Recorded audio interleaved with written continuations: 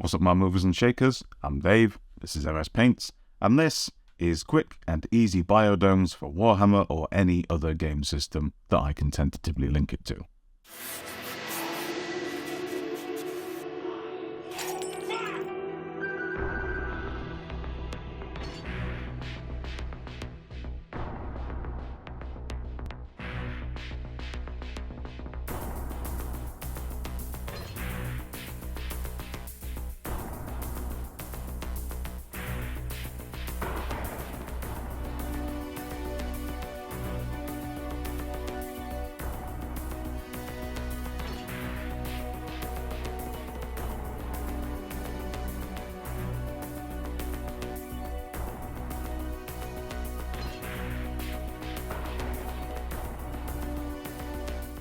Okay, so biodomes. What are they, what do they do, and where did I get the idea from?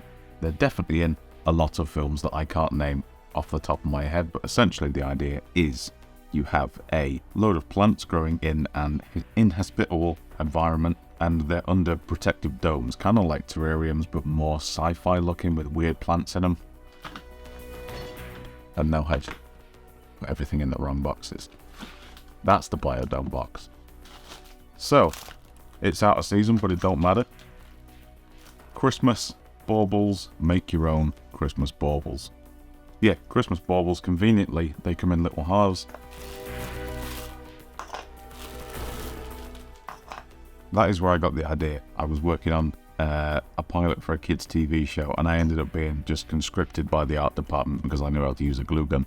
And I ended up just building one of these things last minute on somebody's desk and putting some lights in and fogging it up. So that's kind of where the idea comes from. That's been gestating for about 18 months. And this is what I meant when I said if you spend the right amount of money, you get the wrong amount of stuff. Like 50 MDF discs. I think they're plywood. That's Amazon search optimization for you. So yeah, they're a self-contained, literally, piece of terrain. You can put everything inside. It's protected, so you don't need to worry about, Wargaming proofing it too hard. And fish tank plant. Fish tank plant. So we're going to attempt to chill these out a little bit, but the fact that they're going to be in glass domes that we're going to then fog up as well to, emulate condensation, I think those will be disguised quite well. So there's a little bit of everything in this tutorial. Let's get cracking.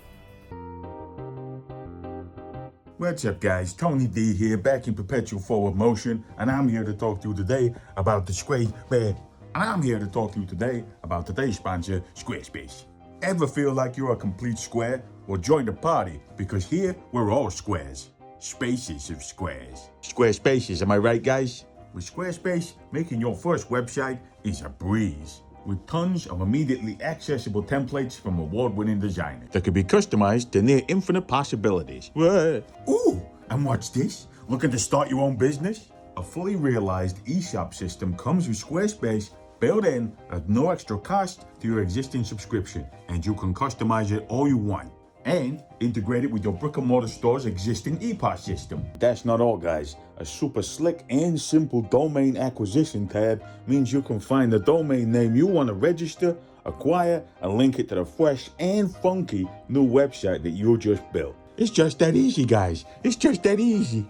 So come on down to the Squarespace website and emporium, where we've got squares and spaces by the website full.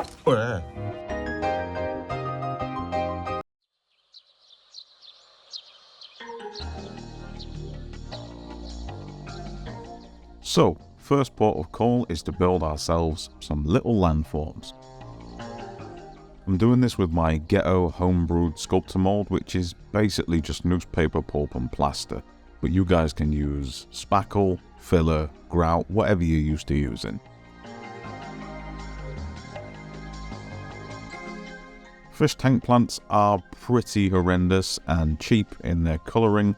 I usually don't use them since their colours are so bright and nasty that they detract from what is actually around them. But for these guys, I'm going to try and dull them down with a cheap and cheerful dip wash. Just paint, water, and a drop of rubbing alcohol.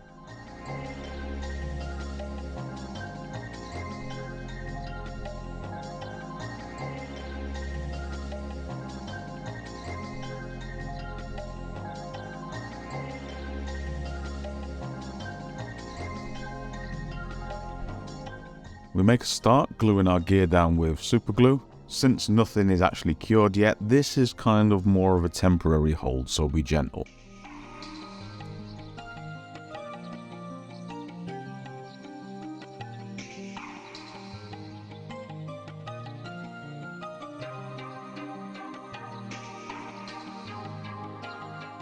And we're going to use this trade standard PVA that I spill absolutely everywhere to coat the bases and get right into where the plants are glued, as this is actually going to be what holds them when they dry. I'm coming back with something neither made from reindeers nor moss, I don't think. It's reindeer moss to help pad our biodome floor. And I am literally grabbing whatever I can find off the greenfields and forest shelf here, guys.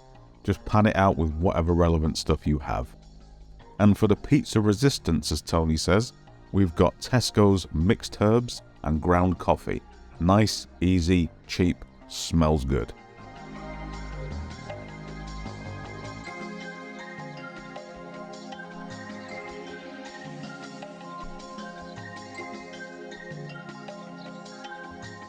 And like with all the ground covers I do, we seal it by first hitting it with some isopropyl or rubbing alcohol to act as a capillary action before sealing with watered down PVA. On the next afternoon, these things are looking pretty decent as is. You could probably put these on a tabletop as they are, and in the future I'm probably going to use these plants again and just make these without the dome. For a handful of the domes, I wanted them to be mauled up and mangled, so I made a little pilot hole and just started ripping and tearing and cracking the plastic.